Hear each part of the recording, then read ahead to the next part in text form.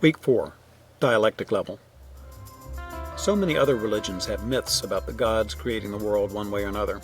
Sometimes the gods make things on purpose, sometimes they make things by accident, but Genesis shows a God who speaks the world into being with a divine, loving, perfect purpose. Genesis 1:3, which says, "And God said," is so consistent with John 1:1, which says, "In the beginning was the Word." Ask your teens to ponder how much God has revealed himself in words. He creates the world with his word. He gives his law in words. He forbids any worship of any kind of image. The Old Testament is full of his words to us: law, history, poetry, prophecy. The New Testament is all about the Word that became flesh and dwelt among us.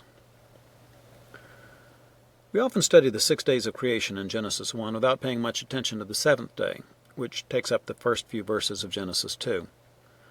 Genesis 2, verses 1 through 3 tells the rest of the story. The seventh day is set apart as a day of rest. Ask your students, what makes the seventh day special? Help them see the day of rest the way an Egyptian slave would see it. Remember, ancient slaves don't get a regular day off.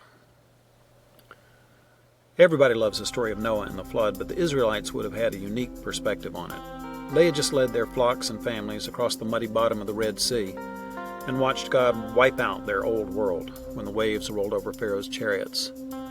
See if your children can really appreciate that story from an Israelite perspective.